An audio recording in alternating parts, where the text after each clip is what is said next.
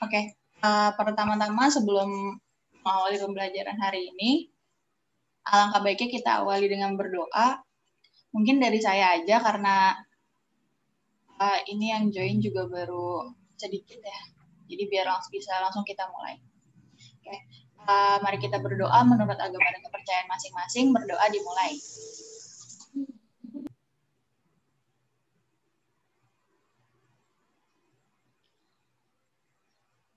Ya, selesai. Oke. Selamat pagi semuanya.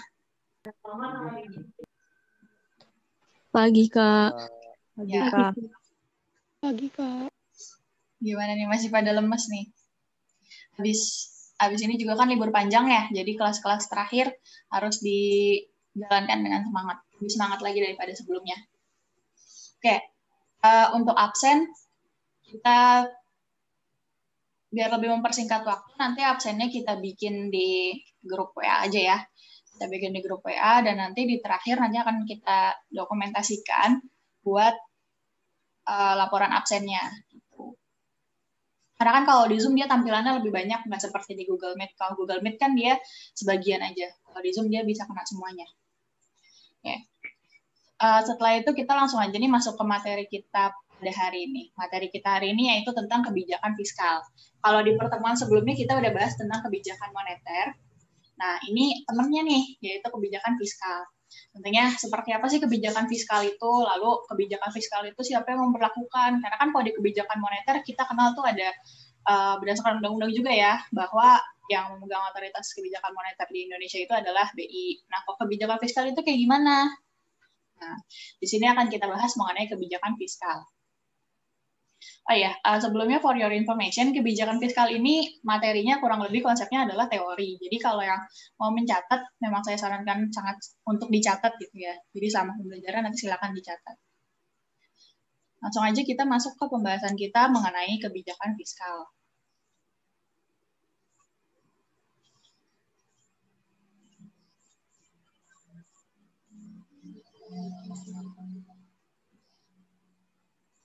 Ya, diawali dari pengertian dulu. Hal yang paling dasar dari sebuah pembelajaran yaitu kita pelajari tentang konsepnya, tentang pengertiannya. Nah, terkait dengan kebijakan fiskal ini sendiri, diartikan bahwa kebijakan fiskal atau biasa juga disebut kebijakan anggaran adalah kebijakan yang dikeluarkan oleh pemerintah berbentuk mengatur penerimaan dan pengeluaran negara untuk mempengaruhi perekonomian nasional. Nah, mempengaruhi perekonomian nasional ini melalui penerimaan dan pengeluaran negara. Tapi secara realnya itu melalui apa? Secara realnya itu melalui APBN atau ya APBN kalian udah sering dengar ya, anggaran pendapatan dan belanja negara. Kemudian si fiskal ini juga berhubungan erat dengan pendapatan dan pengeluaran negara. Makanya tadi fiskal ini dikaitkan dengan APBN itu sendiri. Nah, sama seperti konsepnya sama seperti di kebijakan moneter yang udah pernah kita bahas di pertemuan sebelumnya, bahwa kebijakan fiskal ini menekankan pada ada dua jenis kebijakan, yaitu ada yang bersifat ekspansif dan kontraktif, sama seperti di kebijakan moneter sebelumnya. Kemudian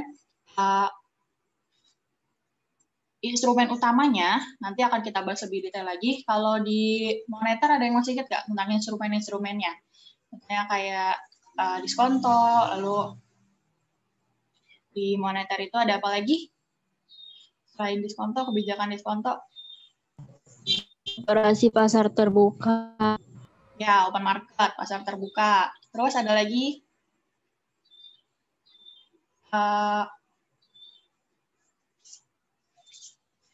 suku bunga, terus cadangan kas, ya, cash ratio, dan lain-lain. Nah, kalau itu tadi di kebijakan moneter, kalau di kebijakan fiskal apa nih? Kalau di kebijakan fiskal, itu tidak sebanyak di kebijakan moneter, yaitu yang paling utama, instrumennya itu adalah pengeluaran dan pajak. Pajak di sini dimaksudkan adalah pendapatan. Karena yang perlu kalian tahu bahwa sektor utama pendapatan negara itu yang paling besar adalah pajak. Nah, jadi udah terjawab kan ya, kenapa harus yang paling besar adalah instrumennya yang paling utama itu adalah pengeluaran dan pajak. Oke. Kemudian perbedaannya nih secara konsep adalah jika kebijakan moneter diberlakukan untuk mengatur jumlah uang yang beredar, nah maka kebijakan fiskal ini hampir sama sih, tapi dia sedikit berbeda karena kebijakan fiskal menekankan pada pengaturan pendapatan dan belanja pemerintah. Makanya dia melalui si APBN itu tadi. Oke. Itu tadi sedikit pengantar tentang kenapa kebijakan fiskal dan moneter.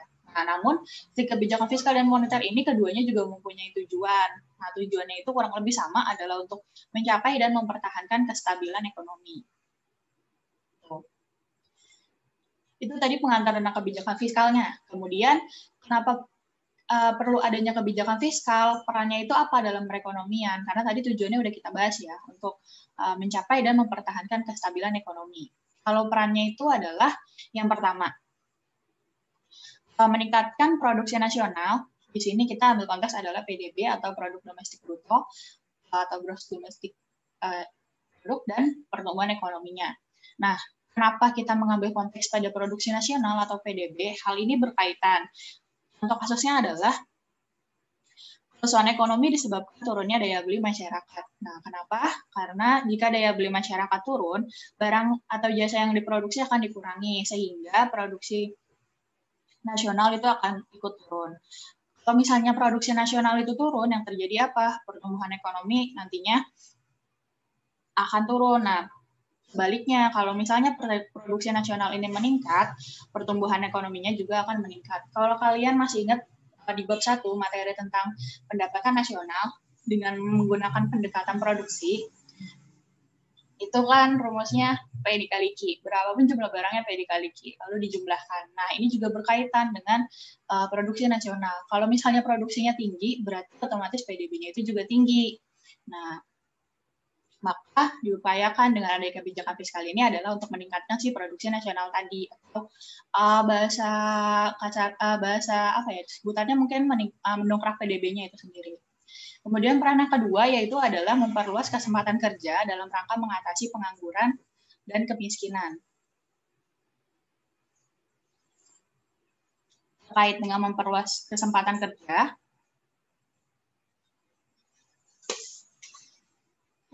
itu berkaitan dengan konteksnya yang pertama, yang dua konteks penting yang harus kita ambil adalah pengangguran dan kemiskinannya. Pengeluaran pemerintah yang dianggarkan itu biasanya mengambil peran penting itu dalam menyediakan sarana dan prasarana, konteksnya di dalam hal sosial dan ekonomi. Tujuannya untuk apa? Tujuannya adalah untuk menciptakan lapangan kerja. Nah, di sini nggak secara gamblang nih, terkait dengan memperluas kesempatan kerja, kita menyebutkan untuk mengatasi pengangguran dan kemiskinan. Ini berkaitan dengan hal yang sebelumnya kita udah pernah pelajari di bab ketenaga kerjaan. Kalau misalnya dari hal itu tuh ada domino yang berkaitan. Saya selalu menyebutkan kayak gini karena ini sebenarnya adalah konsep paling mudahnya. Karena ketika nantinya jumlah tenaga kerja banyak, kesempatan kerjanya rendah, nanti akan pengangguran mengakibatkan kemiskinan. Nah, hal ini yang umumnya terjadi. Kemudian yang utama sebenarnya pemerintah itu menitik beratkan pada mendorong untuk berkembangnya industri rumah tangga. Nah, kenapa industri rumah tangga? Karena si industri rumah tangga ini berbentuknya UMKM.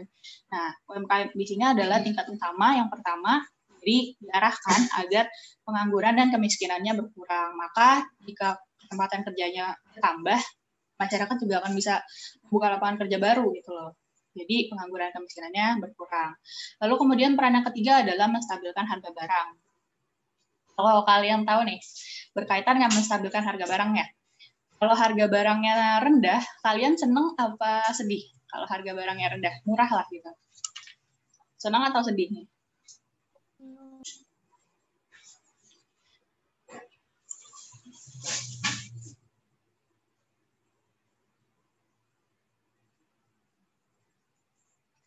Ya, kalau harga barangnya rendah, kalian gimana? Dan kalau harga barangnya tinggi, kalian gimana? Apa yang kalian rasakan?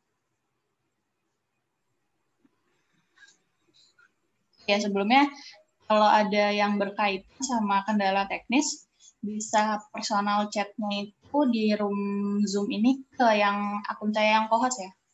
Soalnya kalau akun yang di-host nggak bisa lihat chat karena nggak record ya. Kita masuk lagi ke yang tadi. Kalau harga barangnya rendah, misalnya kalian mau beli mobil, nah terus harga mobil itu rendah, kalian seneng atau sedih nih? Seneng, Kak. Seneng, Kak. Kalau misalnya kita balik nih, ketika kalian mau beli mobil, tapi harga mobil itu tinggi, pasti kalian masih seneng atau enggak? Enggak, Kak. Enggak kan? Nah, makanya di sini kebijakan fiskal berpengaruh terhadap hal tersebut. Kenapa?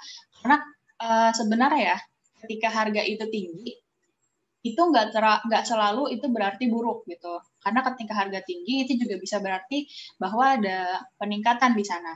Nah, namun yang menitikberatkan adalah yang biasa kita anggap kondisinya itu bagus, harusnya harganya rendah dong. Nah, sementara hal ini itu sebenarnya klise gitu. Ketika harga itu rendah, bisa aja perusahaan itu sedang dalam masa krisis, masanya itu terguncang si perusahaannya itu. Nah, ketika harganya rendah, otomatis mungkin aja bisa diibaratkan ketika misalnya harga mobil lagi rendah nih. Nah, terus ternyata perusahaannya itu sedang down, sedang apa ya bilangnya, sedang masa panceklik lah gitu. Nah, kemudian yang terjadi di sana bahkan adalah adanya PHK besar-besaran gitu di perusahaan itu. Nah, berarti ketika kalian mengibaratkan harganya rendah, kalian senang, oh harganya rendah nih, ini senang. Tapi ternyata kondisi di perusahaannya harganya rendah itu diimbangi dengan kondisi perusahaan yang tidak stabil, bahkan ada PHK besar-besaran. Nah, ini yang berbahaya. Maka dari itu, melalui kebijakan fiskal, perannya salah satunya adalah menstabilkan harga barang. Tuh. Nah, kemudian peran lainnya adalah menciptakan pemerataan distribusi pendapatan. Nah, sebelumnya kita udah lihat di yang peran kedua, yaitu memperluas kesempatan kerja untuk mengatasi pengangguran dan kemiskinan. Acara double-double laptop tak nyalain. Nah, oh ya, udah masuk Ibu Siti. Selamat datang Ibu Siti. Saya izin langsung melanjutkan ya, Bu. Iya, silakan ya. Monggo. Oke. Peran selanjutnya itu peran keempat adalah menciptakan pemerataan distribusi pendapatan. Ini berkaitan dengan peran yang kedua tadi yang udah kita sebutkan, yaitu memperluas kesempatan kerja. Jadi menciptakan pemerataan distribusi pendapatan di sini, contohnya adalah sama seperti tadi, pembangunan sarana prasarana dari bidang sosial ekonomi. Nah, tujuannya untuk apa? Dengan adanya peningkatan sarana prasarana tersebut, diharapkan nantinya masyarakatnya di sini memiliki pekerjaan. Ketika bekerja otomatis memiliki pendapatan. Nah, pendapatan di sini yang diupayakan dari satu daerah bisa mengejar daerah lain yang lebih, misalnya daerah A ini tertinggal, lalu diberikan pembangunan di sana, diberikan adanya kesempatan kerja yang terbuka, masyarakat bisa bekerja tadi yang tadinya menganggur, kemudian daerah A ini bisa berkembang dan hasilnya dan akhirnya menyusul si daerah B. Nah, kemudian kondisi seperti inilah yang dianggap atau diasumsikan sebagai distribusi pendapatan gitu. Jadi sangat kompleks nih perannya si kebijakan fiskal. Oke, selanjutnya yaitu tadi kita udah bahas tentang peran, sekarang kita bahas tentang fungsi. Sebenarnya kan tadi kita udah sebutkan bahwa si kebijakan fiskal ini adalah berkaitan dengan mengelola dengan kebijakan anggaran atau yang utamanya adalah berkaitan dengan penerimaan dan pengeluaran negara. Walaupun di sini kita asumsikannya lebih kompleks adalah penerimanya melalui pajak. Nah, kemudian fungsinya ini ada fungsi apa aja dari kebijakan fiskal ini? Kebijakan fiskal ini berfungsi sebagai apa aja gitu. Terkait dengan fungsi kebijakan fiskal sendiri, ini juga merupakan fungsi dari APBN. Nah, ada 3 fungsi utama. Kalau bisa lihat di PowerPoint, 3 fungsi utamanya itu adalah yang di atas tuh, yang dicetak huruf yang diwarna dengan warna kuning, yaitu fungsi alokasi, fungsi distribusi, dan fungsi stabilitas atau fungsi stabilisasi. Untuk 3 fungsi yang lainnya itu juga termasuk fungsinya, tapi kalau untuk dalam soal dan sebagainya itu lebih banyak disebutkan yang 3 itu tadi yang utama. Nah, makanya langsung aja kita bahas.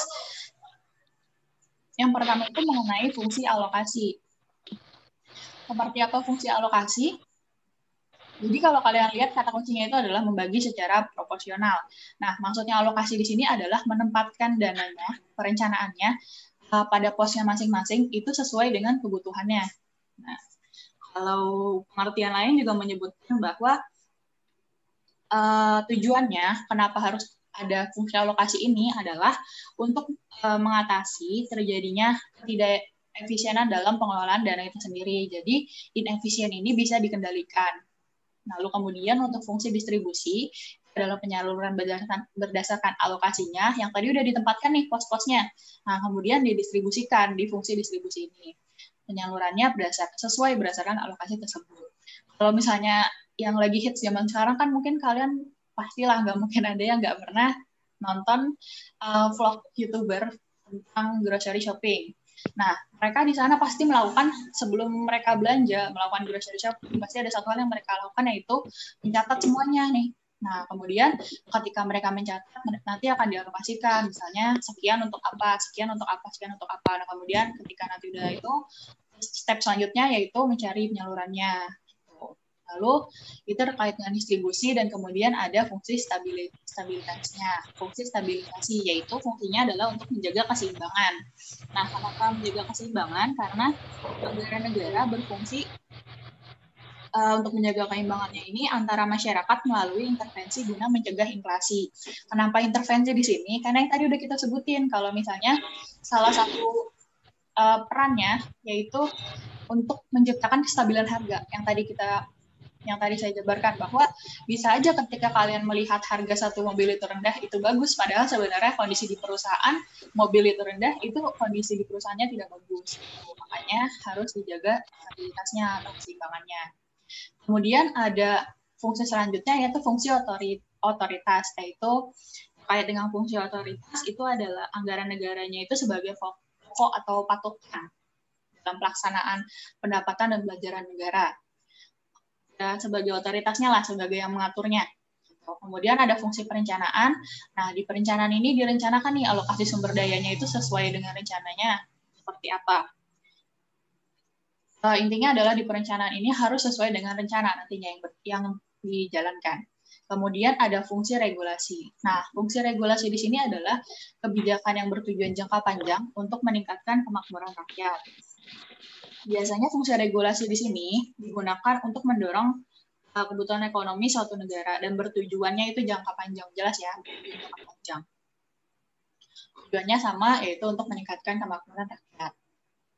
Nah, itu tadi fungsi. Nah, kemudian kita masuk ke instrumen. Ini yang membedakan tadi di awal saya sebutkan, yang membedakan dengan kebijakan moneter. Nah, kenapa yang membedakan dengan kebijakan moneter? Karena di kebijakan moneter sendiri instrumennya yang pertama lebih banyak. Lalu yang kedua, karena tadi konteksnya beda ya. Kalau misalnya kebijakan moneter kita melihat kepada BI, kepada bank, karena untuk mengatur jumlah uang beredar. Tapi kalau di kebijakan fiskal kita melihat kepada pemerintah. Karena tujuannya adalah anggaran, mengatur penerimaan dan pendapatan negara. Nah, instrumennya pun berbeda. Bedanya gimana? Yang pertama, contoh instrumennya. Konsepnya tetap sama ya, kayak yang tadi saya sebutin. Tetap berlaku ekspansif dan kontraktifnya. Nah, untuk instrumen yang pertama yaitu pajak. Pajak itu apa? Pajak adalah kontribusi wajib kepada negara, baik itu oleh pribadi ataupun badan usaha, yang bersifatnya memaksa. Diberlakukan berdasarkan undang-undang, tujuannya adalah untuk kepentingan negara bagi kesejahteraan masyarakat. Nah, bisa juga kadang pajak ini diartikan sebagai subsidi silang yang kita kenal. Nah, kenapa sih memungut pajak? Terus pajak itu larinya kemana? Nah, karena tadi bisa juga diartikan sebagai subsidi silang, pajak ini dialihkan contohnya ke sarana dan prasarana umum seperti jalan raya, kemudian jembatan dan fasilitas-fasilitas lainnya yang bisa kalian akses lah gitu. Bahkan ketika kalian nggak bayar pajak, kalian bisa mendapatkan itu. Nah, makanya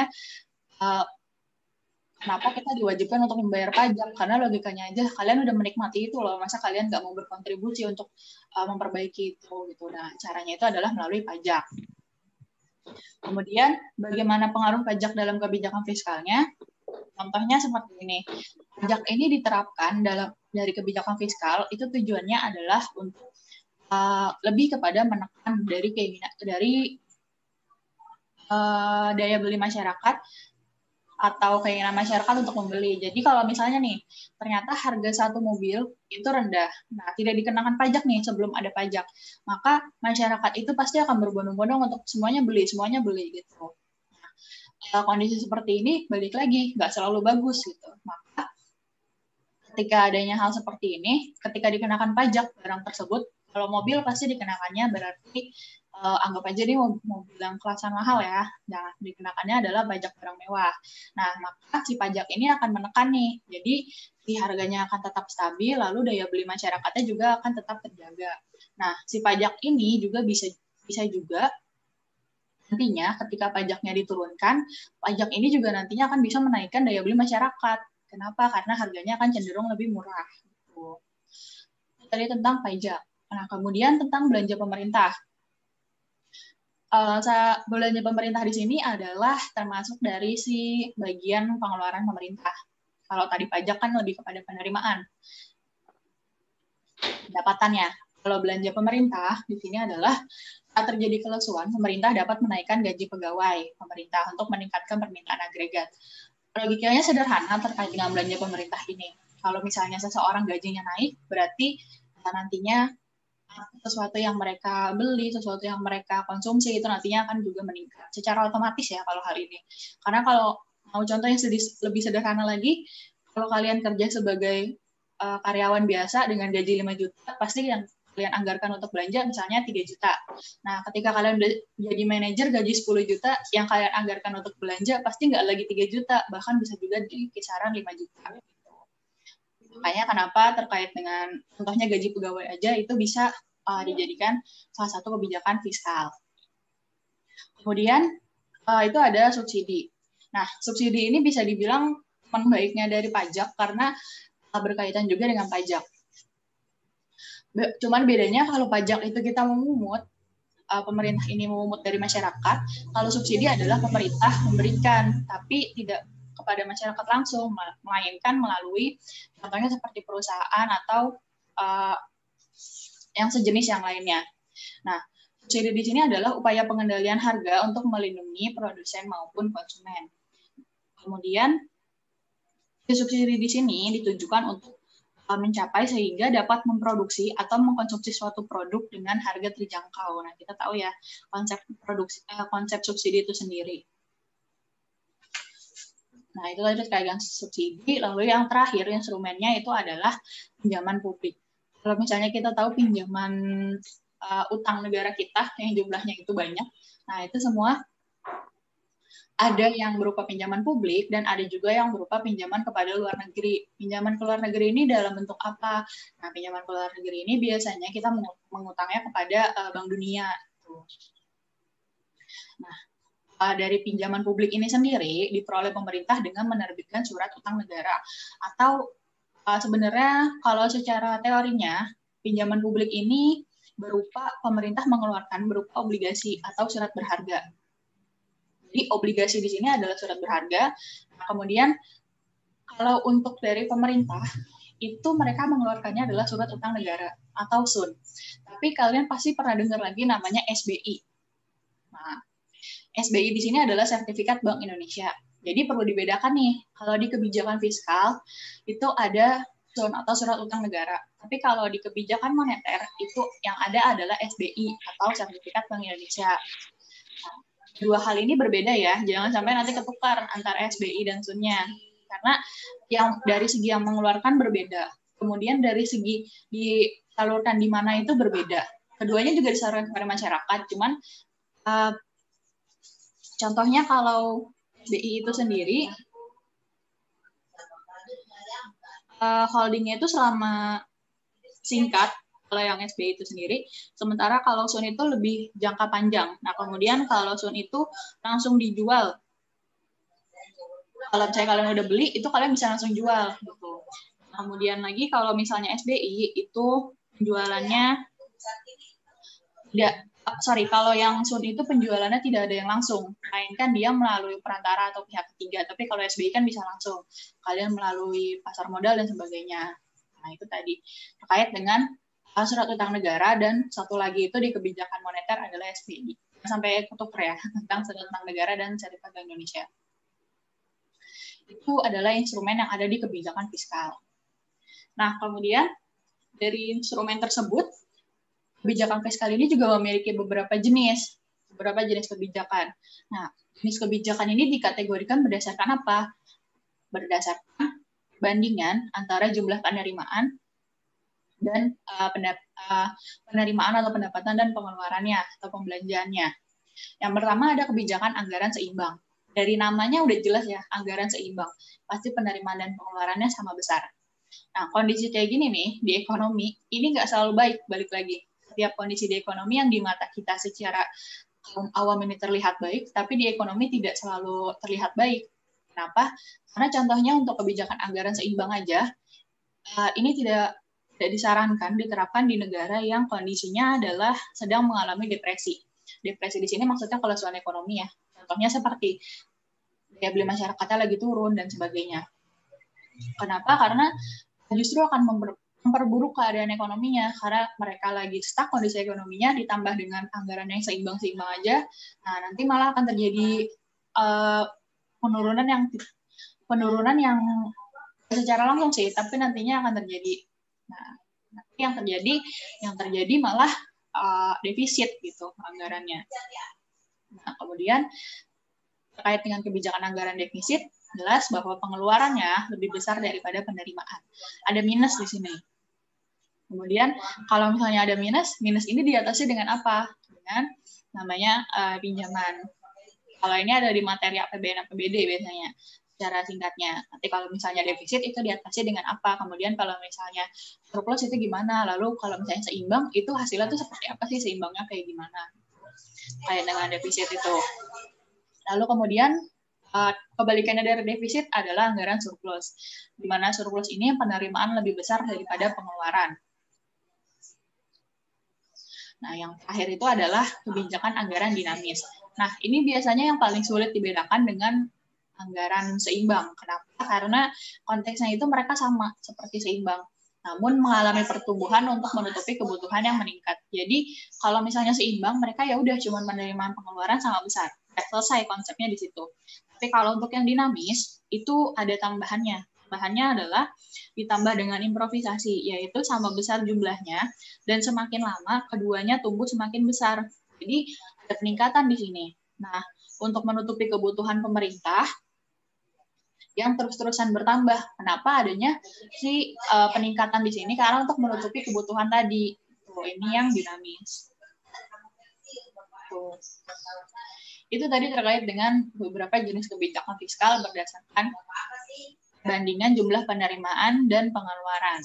Kemudian yang terakhir mengenai kebijakan fiskal itu adalah dampak kebijakan fiskal.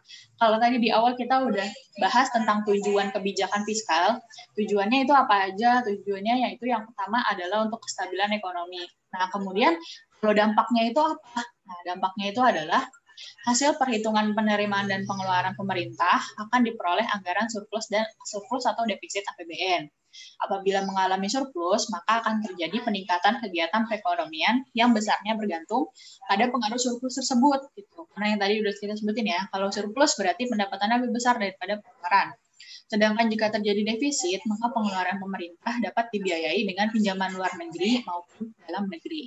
Kalau defisit berarti si penerimaannya lebih kecil daripada pengeluarannya. Nah, maka ada selisih sedikit. Nah, selisihnya ini diatasi atau dibiayai dengan pinjaman luar negeri maupun pinjaman dalam negeri. Nah, itu. Oke. Terkait dengan pengeluaran pemerintah yang disalurkan secara tepat, maka diharapkan nantinya APBN ini bisa berjalan dengan baik, mencapai tujuannya. Maka salah satu kebijakan fiskalnya yaitu melalui APBN, nah penyalurannya itu secara tepat, nah maka akan tercapai sih tujuan utama dari kebijakan fiskal itu tadi.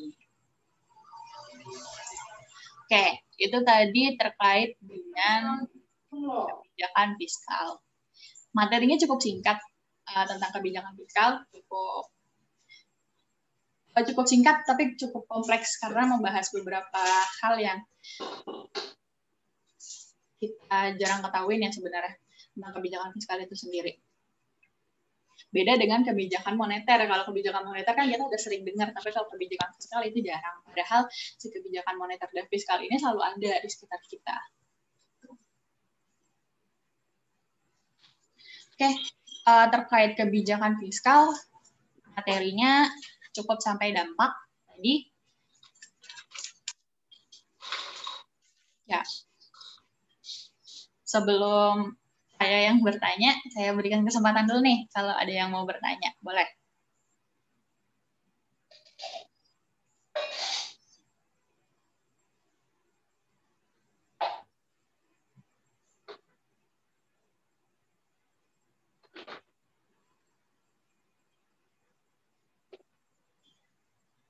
Ya, yang mau bertanya boleh Pak ya? Suara saya nggak kedengeran ya?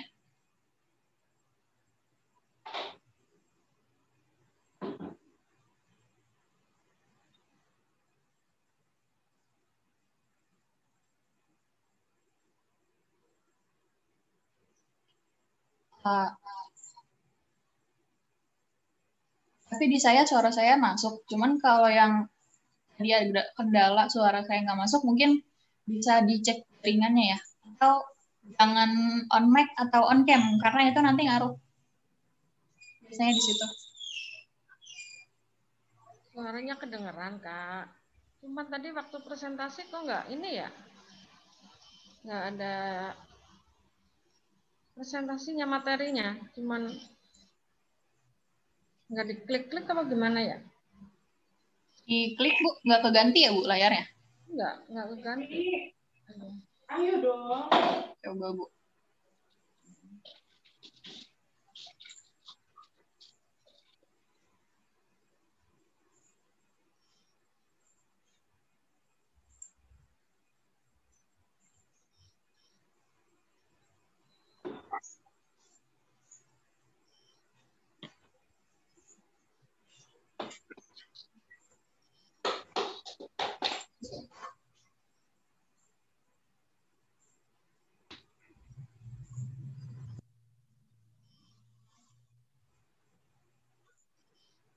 Ya, tapi ya, yang di sini masuk, ini juga saya nggak ngecek, Bu, kebetulan. Kalau di saya, di laptop saya, kebetulan tampilannya cuma yang pertama doang. Yang ini nggak ganti tampilan. Iya, Bu. Di anak-anak. Kalau di anak-anak gimana? Dan Bu, tadi Bu. Kelihatan, Bu. Kelihatan. Oh, berarti cuma di...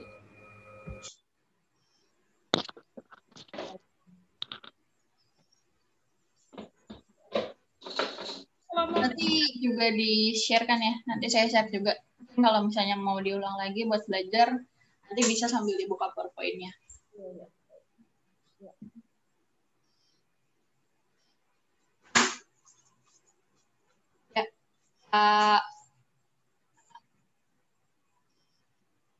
Ada lagi yang mau bertanya? Boleh?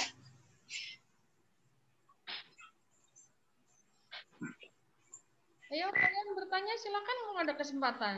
Kak, saya izin bertanya, Kak. Boleh, Noel, silakan. Kan tadi kata Kakak, terkadang kan perubahan barang di pasar sering terjadi perubahan ya, Kak. Ya. Kadang tiba-tiba harga bahan pokok itu terkadang suka menjadi tinggi. Terus penyebabnya itu kan karena harga, yaitu jumlah produksi nasional belum dapat memenuhi kebutuhan masyarakat. Lalu bagaimana dengan peranan kebijakan fiskal yang tepat untuk mengatasi hal itu? Oke. Saya ulang lagi ya pertanyaannya. Pertanyaannya berarti berkaitan dengan harga yang nggak tentu di masyarakat. Nah, terus gimana nih cara pemerintah mengatasinya? Terkait hal itu, saya tanya dulu nih. Saya tanya balik. Pernah dengar nggak tentang sebutan harga eceran tertinggi? Atau tertinggi atau terendah gitu? Pernah dengar nggak semuanya tentang hal itu? Oh iya, Bu Siti izin live. Ya Ibu, terima kasih sudah join. Terkait dengan harga eceran tertinggi, biasanya di obat paling sering banyak ada di kemasan obat, di paling belakangnya itu ada tulisan HET, misalnya HET 2.000 gitu. Atau buku sih kadang ada buku tuh, beberapa buku yang ada tulisannya harga tertingginya itu berapa. Atau kalau majalah juga kalau sering lihat ada tulisannya harga Pulau Jawa berapa, harga luar Pulau Jawa berapa. Nah, adanya kebijakan ini, adanya si harga eceran tertinggi ini, sebenarnya ada satu lagi, selain harga eceran tertinggi juga ada juga yang terendah. Nah, dua kebijakan ini adalah untuk melindungi konsumen dan produsen. Dari apa? Dari yang tadi, harga yang nggak stabil, harga itu fluktuatif. Jadi kayak harga tuh ya emang berubah-berubah terus gitu. Maksudnya terkait dengan musim aja. Kalau misalnya kentang lagi bagus, harga kentang itu bisa ya nggak bisa dikatakan murah ya, cuman bisa dalam konteks ya, cuman bisa dikatakan dalam konteks ya harga kentang di bawah lah gitu misalnya. Tapi ketika musimnya tidak baik, kentangnya nggak bisa tumbuh dengan sempurna, kentangnya banyak yang panennya gagal, harga kentang itu akan tinggi. Nah, disinilah berperan. Itu tadi contoh aja. Jadi nggak selamanya harga itu berada pada tingkat waktu tertentu. Jadi harga ini berubah-ubah. Kemudian bagaimana cara mengatasinya? Cara mengatasinya adalah dengan diberlakukan tadi harga eceran tertinggi. Nah, ada yang tertinggi, ada yang terendah. Kalau misalnya dari katanya aja udah beda, dari pemilihan katanya aja udah beda, pasti fungsinya juga berbeda. Nah, berbedanya gimana? Kalau yang untuk tertinggi, harga eceran tertinggi, ini adalah untuk melindungi konsumen. Nah, ini dulu yang perlu dicatat nih. Yang tertinggi adalah untuk melindungi konsumen. Kalau yang terendah, kebalikannya, itu adalah untuk melindungi produsen atau yang jual. Kenapa kayak gini? Karena asumsinya adalah ketika harga eceran tertinggi ini berlaku, maka di pasaran nih nggak ada nih yang bisa menjual di atas harga yang tertinggi tersebut gitu. Misalnya harga tertingginya 1 juta, nggak ada yang bisa jual di atas 1.200.000. Kalau misalnya ada, sebenarnya kalau misalnya ada, saya juga kurang paham nih dia akan dikenakan undang-undang atau gimana, tapi biasanya tidak ada karena itu sudah seperti kesepakatan di dalam pasar itu sendiri. Kemudian itu tadi yang harga eceran tertinggi. Kalau misalnya harga eceran terendah, kenapa untuk melindungi produsen atau menjual? Karena konteksnya adalah gini, kalau di pasar tradisional kita umum banget lah dengan adanya tawar-menawar. Nah, dengan adanya harga eceran terendah ini, si produsen ini akan dilindungi. Kenapa? Karena dikatakan aja ya, misalnya batas terendahnya itu adalah dari harga barang 1 juta, terendahnya adalah 800.000. 800.000 ini diasumsikan didapatkan dari harga bahan baku aja, pengolahan gitu. Misalnya mereka mendapatkan untung yang tadi dinaikin 20% dari semua total pembiayaan, itu cuma dinaikin 5%. Nah, ini harga terendahnya. Jadi, untuk melindungi produsen, karena biar kenapa? Biar produsen ini nggak merugi. Misalnya ada yang menawar sampai dari harga 1 juta, dari harga 800.000 ditawar jadi cuma 100.000, kan ini nggak make sense ya, makanya dibuatlah harga yang terendah untuk melindungi si produsen tadi. Nah, itu dia kenapa salah satu bentuk nyatanya dari kebijakan yang dikeluarkan untuk melindungi baik itu konsumen maupun produsen gitu. Mengatasi harga yang fluktuatif sih. Gitu. Pertanyaannya Noel tadi bagus karena salah satu hal yang berhubungan tapi belum kita bahas. Terima kasih Noel pertanyaannya. Masih juga, Kak.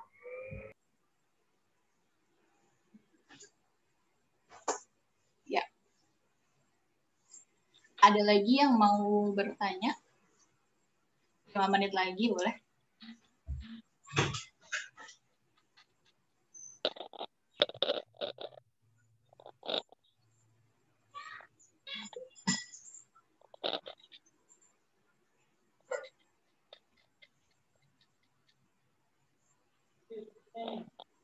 Iya, Pak.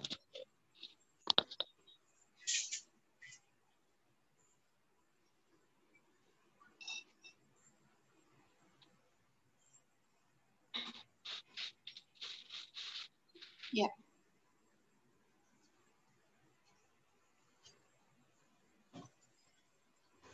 Kalau nggak ada yang bertanya, gantian saya yang bertanya nih. Nah, tapi udah nih nggak ada yang mau bertanya lagi, yakin?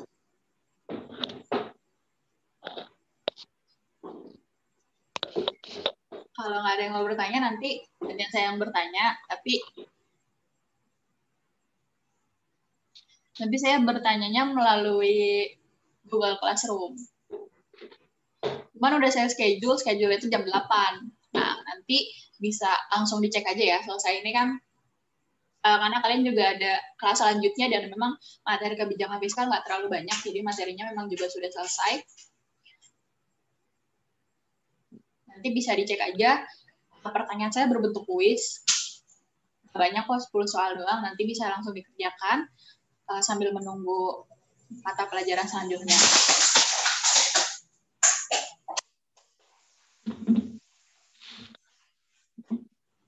Untuk dari buku mungkin ada yang mau disampaikan Bu sebelum ditutup, karena kan mau ada kuis Bu, jadi materinya juga udah selesai.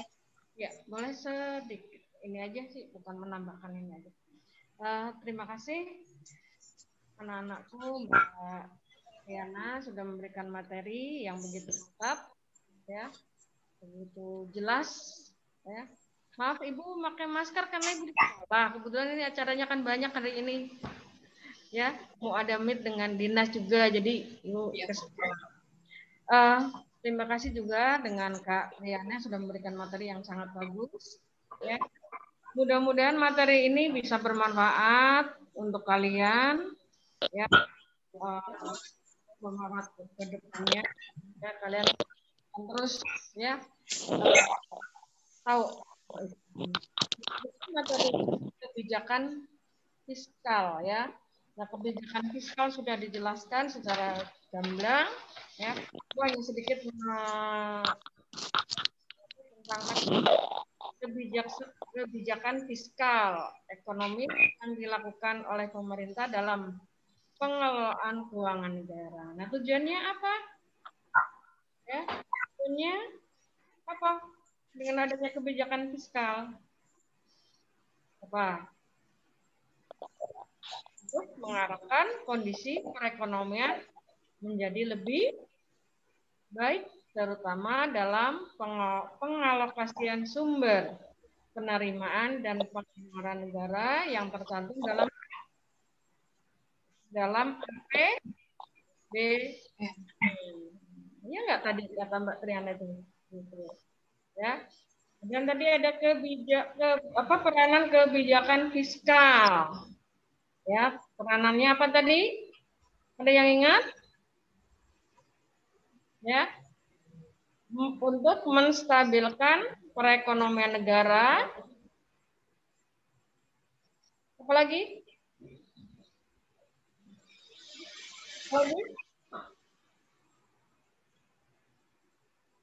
Turut menentukan tingkat pendapatan nasional lebih baik dan besar. Kemudian tadi ada lagi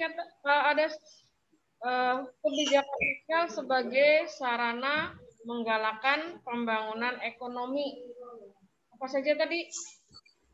Meningkatkan laju investasi, mendorong investasi secara optimal, meningkatkan kesempatan kerja untuk menanggulangi inflasi, untuk meningkatkan dan mendistribusikan pendapatan nasional. Tadi ya Ibu menggarisbawahi tadi materi-materi yang diberikan oleh Kak Triana. Nah, instrumennya tadi apa?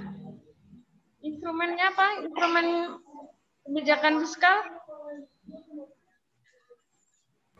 Pengeluaran dan pajak, Bu. Iya, pajak, pengeluaran dan pajak itu sangat menentukan dalam pengeluaran perekonomian dalam suatu negara. Jadi pajak itu sangat menentukan. Nah, instrumen kebijakan fiskal itu apa tadi?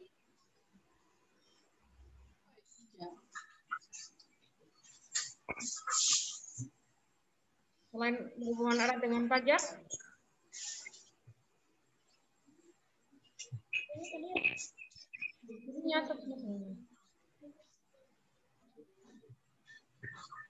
belanja pemerintah. Apa? Belanja pemerintah. Iya, belanja untuk memenuhi kebutuhan pemerintah. Ya, itu tadi sudah kayaknya udah jelas banget itu. Ya.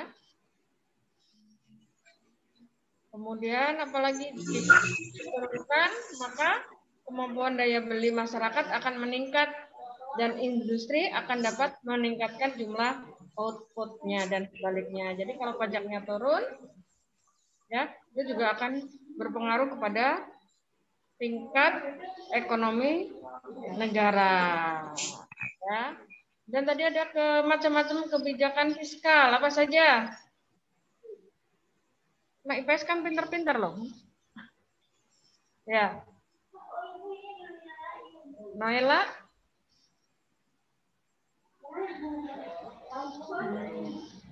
Ya. Ada macam-macam kebijakan fiskal, ya. Kemudian berkaitan dengan apa lagi tadi? Ada anggaran defisit, anggaran seimbang. Kayaknya tadi ada kan? Anggaran surplus Anggaran surplus, Bu. dan anggaran apa lagi? Dinamis. Dinamis, ya. Itu harus kalian pahami, ya. Hanya kalau lagi diterangkan agak kalian nyatet ininya aja yang penting-penting aja biar kalau ditanya oh udah tahu. Ya. Jadi materinya udah sangat bagus. Kak Triana juga sudah memberikan penjelasan yang sangat-sangat ya bagus juga. Jadi mudah dimengerti. Kalian ini juga harus bisa memahami. Ya, mudah-mudahan ilmu yang sudah Kak Triana sampaikan berikan nanti akan bermanfaat untuk ke depan kalian. Ya. Dan anak IPS maju, pintar, sukses untuk kalian. Itu saja mungkin Kak Triana. Ya, Bu. Terima kasih, Bu Pus. Mungkin yang masih bingung kenapa Bu Pus, kenapa enggak belas ya. Karena iya. Ya, karena kan ini masuknya seperti yang udah saya bilang di grup, karena ini masuk ke ujian PKM saya, dan kebetulan dengan karena bukus pamong saya yang menilai. Jadi dengan pertemuan dengan bukus juga sudah habis dan adanya jadwal dengan Bulas, jadi pertemuan dengan Bulas yang dipakai untuk ujian. Dan Bulasnya juga nggak join karena Bulas nilai juga di kelas 10. Kelasnya Bu Eni. Iya. Jadi tuker-tukeran. Dia mungkin yang bingung udah terjawab ya. Tadi kan juga di awal udah sempat saya jelasin, tapi mungkin belum pada join. Tapi bingung kenapa bukus yang masuk gitu. Ya, tapi saya udah pernah masuk di kelas ini kok Mbak, jadi anaknya yang pintar-pintar, baik-baik. Ya. Enak juga. Iya. Terima kasih juga untuk kalian semua ya. Sudah membantu. Baik, Bu. Ya.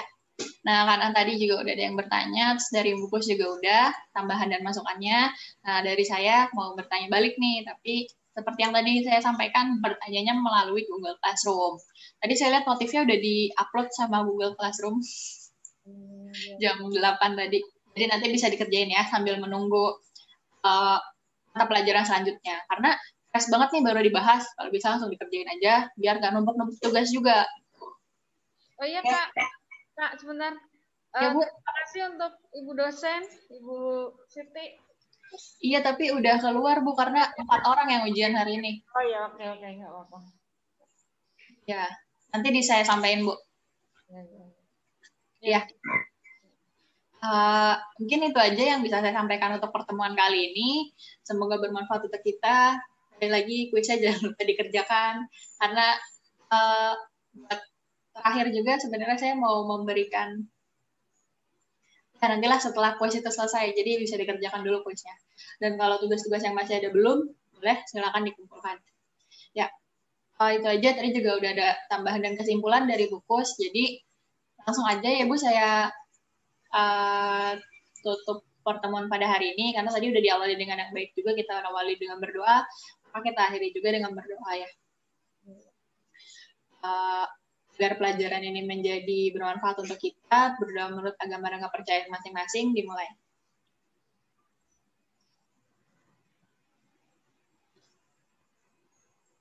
Ya, selesai. Untuk terakhir,